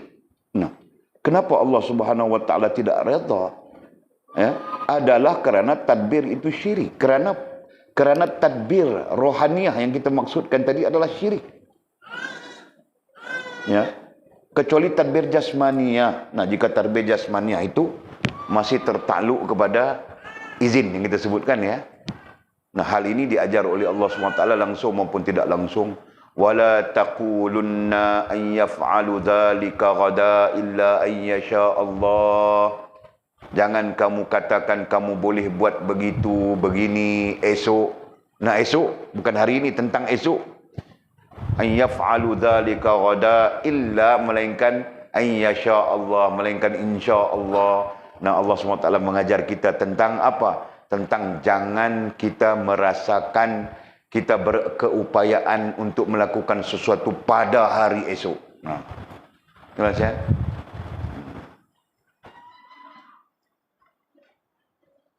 Okey. Jadi adalah kerana tadbir itu syirik. Nah, sebab itu Allah SWT tidak meredai, tidak redha. Ini bahasanya tasawuf ya. Ya, hakikatnya haram kalau bahasa fiqhnya. Ya, hakikatnya kufur kalau bahasa tauhidnya. Nah, begitu. Bukankah semua syirik itu kufur? Ya kan? Tidak ada syirik yang tidak kufur. Semua jenis syirik adalah kufur. Nah, begitu. Okey. Adalah kerana tadbir itu syirik, seolah-olah anda kamu menyengutukan Tuhan. Nah, datang fakta tauhidnya di situ. Ya. Seolah-olah anda kamu menyengutukan. Betulkah spellingnya? Betul kan? Menyengutukan Tuhan dan kufur akan nikmat akal, katanya di sini. Teks klasiknya ada sebut akal tak? Ada? Okey. Dan kufur akan nikmat akal. Nah, sedikit persoalan. Menyekutukan Tuhan, nah itu kita faham sudah ya. Sama ada menyekutukan Tuhan dengan diri kita ananiah, menolak Tuhan, mengangkat diri kita. Ataupun kita share, menerima kekuasaan bersama. Kekuasaan Tuhan dengan kekuasaan kita share bersama. Nah, kedua-duanya syirik, kedua-duanya menyekutukan Tuhan. Dan sisi lain disebut kufur. Ya. Tapi dalam teks kita ini disebut kufur akan nikmat akal. Nah, kenapa kufur akan nikmat akal?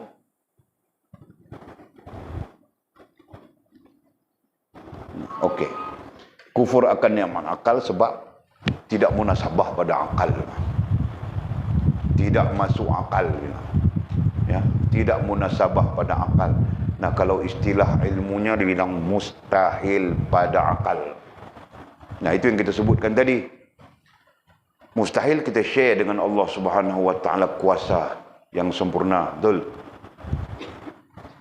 Dalam teks saya, mustahil kita share, kita kongsi kudrat dan iradat yang sempurna. Mustahil juga kita menolak Allah Subhanahu wa taala dan kita menganggap diri kita mempunyai kudrat dan iradat yang sempurna. Kita merasakan diri kita mempunyai kudrat dan iradat yang sempurna. Nah, itu lebih buruk lagi. Betul kan? Jadi kudrat dan iradat yang sempurna itu milik mutlak Allah Subhanahu wa taala. Dan kita berdiri teguh dengan la haula wala quwata illa billahil aliyul azim. Jika sudah demikian, berarti kita tidak mempunyai daya apapun, upaya apapun. Daya untuk tadbir, upaya untuk ikhtiar. Nah, tidak ada. Melainkan dengan izin Allah Subhanahu wa taala pada jasmaniah kita. Betul? Nah, itu saja. Jadi disebutkan kufur akan nikmat akal, berarti tidak munasabah. Patutnya akal kita menghubungkan kita dengan Allah Subhanahu wa taala. Ya, sepatutnya akal kita menghubungkan kita dengan Allah. Sepatutnya akal kita menunjukkan kepada kita kelemahan kita dan kesempurnaan Allah Subhanahu wa taala. Sepatutnya akal kita menjadi kunci kepada sedar diri kita. Nah itu. Ya kan? Tiba-tiba akal kita pun turut syirik kepada Allah Subhanahu wa taala. Masya-Allah. Okey. Sesungguhnya Allah Ta'ala tidak suka kepada hambanya yang kufur. Nah, jadi itu kesimpulan sudah. Allah tidak suka. Ya. Jadi Allah tidak suka kepada hambanya yang kufur. Kenapa Allah tidak suka kepada hambanya yang kufur? Kerana kufur itu menyalahi hak Allah Subhanahu wa taala. Ya. Menyalahi hak Allah Subhanahu wa taala. Kita bercakap tentang hak Allah ya. Jadi hak Allah jangan disalahi. Sebab itu kita belajar dasar kepada pengajian kita Usuluddin tentang Allah. Jangan ada tashbih, jangan ada tajsim, jangan ada ta'til. Nah itu dasar kita. Paling ringkas itu. Ya kan? Kenapa? Karena hak Allah Subhanahu wa taala, laisa kamitslihi syai' wa huwas sami'un alim.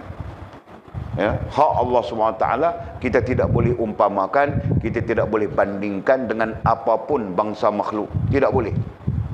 Ya. Faham tak? Nah, ketika kita cuba untuk mempersamakan dan memperbandingkan, nah ketika itu kita sudah rosak, sudah kita kufur, sudah kita, tahukah? Nah itu. Okey. Jadi kata musannif, sesungguhnya Allah Ta'ala tidak suka kepada hambanya yang kufur. Ini bahasa ilmu tasawuf ya. Bahasa ilmu tasawuf, nah itu Allah tidak suka. Binasa iman, binasa Islam. Nah kalau bahasa ilmu fiqah, murtad. Kalau bahasa ilmu tauhid, kafir sudah. Nah itu. Faham kan? Nah apabila disebut Allah tidak suka, nah nanti kita jumpa dengan perkataan apabila Allah SWT tidak suka kepada kita, nah cenderung kita kepada kebinasaan iman, kebinasaan Islam dan kebinasaan ihsan. Nah itu. Okey. Kemudian kata musannif terakhir, bagaimana boleh sah taubat seorang hamba yang begitu sukar dan penuh dengan tadbir dunia bagi keperluan nafsunya? Perkataan keperluan ini masih lagi, nah kalau Walid hazafkan sajalah. Walid ikut tafsir klasik. Bagaimana boleh sah taubat? Sah ay diterima. Ya, perkataan yang dipakai di sini sah. Bagaimana boleh sah ay diterima taubat seorang hamba yang begitu sukar dan penuh dengan tadbir dunia, ya? Yang begitu sukar dan penuh dengan tadbir dunia bagi nafsunya. Istilah lain adalah kebergantungannya dengan dunia. Macam mana sah taubat seseorang yang kebergantungannya dengan dunia, ya, kebergantungan hatinya dengan dunia. Nah begitu. Jadi kebergantungan hati dengan dunia artinya dia tidak meyakini Allah Subhanahu wa taala seperti yang kita sebutkan tadi kan. Nah, mungkin dia yakin tapi itu adalah hal-hal yang diragukan. Kan? Bagaimana boleh sah ay diterima taubat seorang hamba yang begitu sukar dan penuh dengan tadbir dunia bagi nafsunya? Jadi maksudnya macam mana taubat orang yang kebergantungannya dengan dunia? Termasuk diri di situ kan? Yang kita maksudkan dunia di situ adalah selain daripada Allah SWT. Nah, selain daripada Allah SWT kita bahagikan kepada 3 saja. Ini memudahkan kita belajar ya. Kita bahagikan kepada 3. Pertama sekali makhluk. Ya. Pertama makhluk. Kedua benda. Dan ketiga hal dan perkara. Ya. Nah, kita bagikan begitu saja. Nah, nanti yang kita sebutkan tadi apa? Diri sendiri itu terbahagian daripada makhluk, diri sendiri.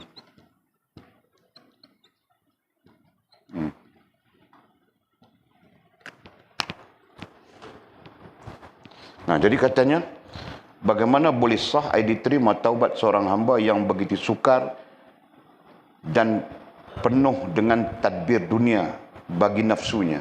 Nah, dalam dhabit Walid dulu, Walid mendhabitkan kebergantungan, ya.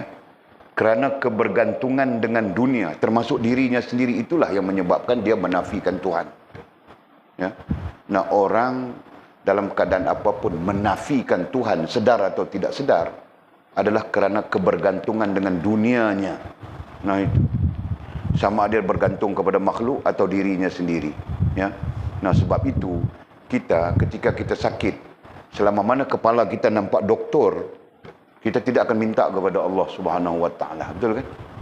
Nampak doktor, nampak orang itu, nampak orang ini, nampak orang itu, nampak orang ini, kita tidak akan minta kepada Allah Subhanahu Wa Taala. Nah, apabila doktor tidak boleh bantu, bomoh tidak boleh bantu, orang itu tidak boleh bantu, orang ini tidak boleh bantu, baru dia, aku kena baca Yasin. Mau baca Yasin saja setiap masa dia. Nampak? Baru dia akan bergantung dengan Allah Subhanahu Wa Taala. Jelas ya? Yang fakta ini sangat jelas. Sama saja dengan orang yang susah. Nah, selama mana dia menampak orang ini boleh membantunya, orang itu boleh membantunya, orang ini boleh menyelesaikan kesusahannya, nah dia tidak akan minta daripada Allah SWT.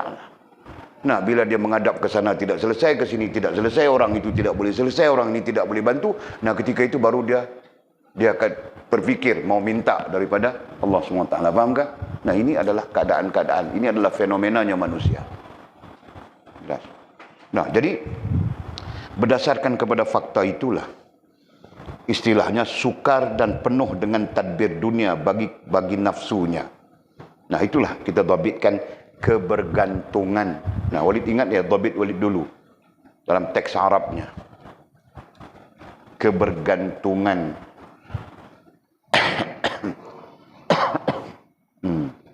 Jadi kalau kebergantungan itu bukan Allah, kebergantungan itu dengan makhluk, benda, hal dan perkara, nah, selama itulah taubat kita tidak memberi makna apapun. Nah, begitu maksudnya. Allah, Masya Allah. Nah, memberi makna apa kalau kita berada dalam syirik gitu kan? Nah, puncanya adalah syirik. Sehingga ia lupa katanya. Kan? Penuh dengan tadbir dunia bagi nafsunya, sehingga ia lupa dan lalai.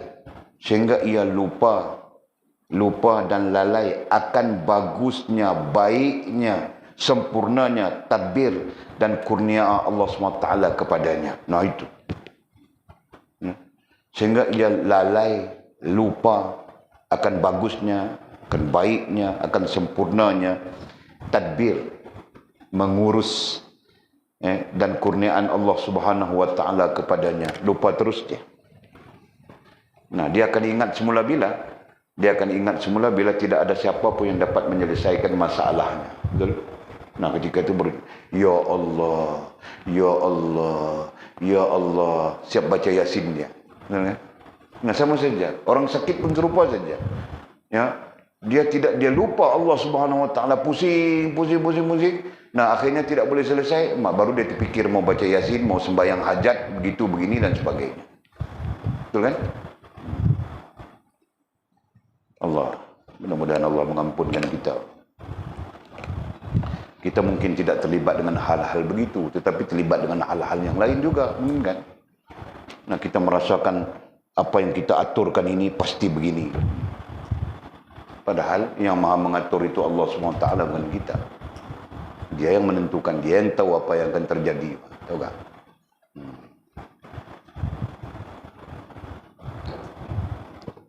Allah, ya Allah. Nah, jadi kita buat apa yang diizinkan oleh Allah SWT kepada kita. Ya. Jangan kita buat sesuatu yang tidak diizinkan oleh Allah SWT kepada kita. Nah, Walid terbaca satu artikel tadi. 1 jutawan dia tidak meninggalkan harta kepada anaknya 1 sen pun. Jutawan nyaman orangnya. Nah, dia menulis. Sebelum dia meninggal, dia menulis. Nah, selepas dia meninggal, tulisannya itu dibaca. Nah, betul Pak. Dia hartanya diwakafkan kepada Baitullahil Haram. Itu antaranya. Dan dia mewakafkan satu hotel di Makkahul Mukarramah. Tidak tahu apa nama hotelnya. Hotel itu adalah wakaf. Kan? Nah, jutawan, jadi dia menulis salah satunya kenapa dia tidak meninggalkan harta kepada anaknya. Nah, katanya, aku diizinkan oleh Allah SWT harta. Maka harta itu aku gunakan untuk Allah SWT dan menghubungkan aku dengan Allah. Nantinya kalau aku meninggal, aku tinggalkan kepadamu, wahai anak harta, belum tentu kau akan menghubungkan hartaku dengan Allah. Panjang ceritanya, Masya Allah. Jadi pikir-pikir begitu, aku pun ada 2 bilion lagi, aku tidak mau tinggal pada anakku, biniku. Betul. 2 bilion lagi aku. Jadi siapa yang mau 2 bilion itu datang meminta, aku mau kasih. Anak biniku aku tidak bagi, Pak. Kecuali ketika hidup ini saja. Betul, Pak. Dan kalau kita tinggalkan, kita mati. Nah, harta itu yang kita tinggalkan itu dia bikin karaoke, apa macam? Insya Allah. Nah, kalau kita tinggal pada isteri banyak harta pun, dia menikah lain. Suaminya putar alam. Suami barunya. Kan? Putar alam, ambilnya kita punya duit itu, bikin dangdut. Masya Allah. Nah, lebih baik kita serahkan untuk Allah Subhanahu Wa Taala, kan. Nah, itu saja, Pak. Jalan keluar. Mudah-mudahan Allah menyelamatkan. Amin ya rabbal alamin. Nah, kita berhenti di situ, nanti kita sambung zuhud. Wallahu a'lamu bishawabihi au kama qala. Allah ya Allah. Ada soalan kah? Jam berapa sudah? Masya Allah. Lajak lagi setengah jam kita. Berhenti ya. Bismillahirrahmanirrahim. Alhamdulillahirabbil alamin wassalatu wassalamu ala asyrafil mursalin sayyidina maulana Muhammad wa ala alihi washabihi ajma'in. Allahumma iftah lana futuhal 'arifin warzuqna fahman nabiyyin waj'alna min ibadikas salihin. Allahumma hdina as-siratal mustaqim siratal ladzina an'ama Allahu minan nabiyyin was-siddiqin wasyuhada'i was-salihin. Allahumma rabbana iftah bainana wa bain qaumina bil haqq wa anta khairul fatihin. Allahumma a'inna ala dzikrika wa syukrika wa husna ibadatik. Allahumma faqihna fid din wa 'allimna at-ta'wil. Allahumma faqihna fid din wa 'allimna at-ta'wil. Allahumma faqihna fid din wa 'allimna at-ta'wil. Wa sallallahu ala sayyidina Muhammadin wa ala alihi wa sahbihi wasallam. Alhamdulillahi rabbil alamin. Taqabbalallahu minna minkum. Nah, tadi Walid Cadang mau berhenti 9.30 saja. Walid tidak boleh bercakap.